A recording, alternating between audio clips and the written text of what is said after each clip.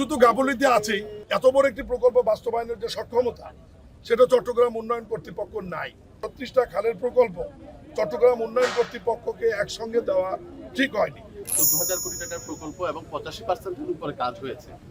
এ পর্যন্ত আগে সরকার বা এর আগের সরকারের যে প্রকল্প বাস্তবায়নকারী সংস্থাগুলোর মধ্যে কোনো সমন্বয়হীনতা, গাফিলতি এগুলো আপনারা এখন গতকাল থেকে আজ পর্যন্ত লক্ষ্য করছেন কিনা বা কোনো ব্যবস্থা নেবেন কিনা? না, কিছু তো গাফিলতি আছেই, কিছু গাফিলতি আছে এবং চট্টগ্রাম উন্নয়ন কর্তৃপক্ষের ব্যাপারে আমি যেটা বলবো যে তাদের পুরাপুরি ম্যান পাওয়ারের ঘাটতি রয়েছে।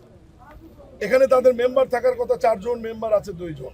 তাদের ইঞ্জিনিয়ারিং এর যে পাওয়ারের যে ক্ষমতা টাকা, এত বড় একটি প্রকল্প বাস্তবায়নের যে সক্ষমতা সেটা চট্টগ্রাম উন্নয়ন কর্তৃপক্ষ নাই।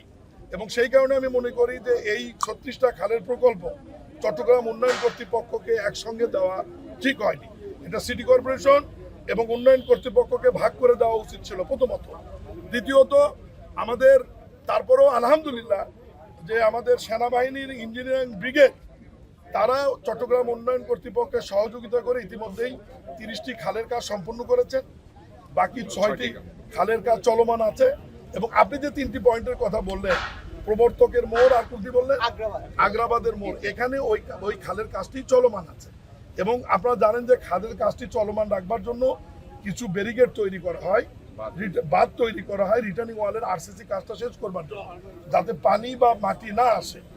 এটার জন্য এই সমস্যা হয়েছে। ইতিমধ্যেই আমরা সিদ্ধান্ত নিয়েছি যে বর্ষার আগে আপাতত ওই কাজটি আমরা আর করবো না। আমরা ব্যারিকেডগুলি 5 দিনের মতো সরিয়ে নিব।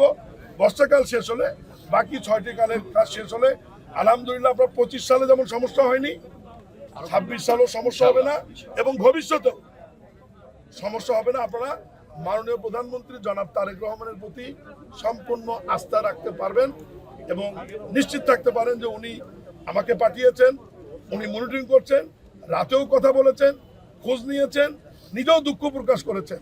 এতেই প্রমাণিত হয় যে গণতান্ত্রিক সরকারের জনগণের প্রতি দায়বদ্ধতা আছে। ধন্যবাদ।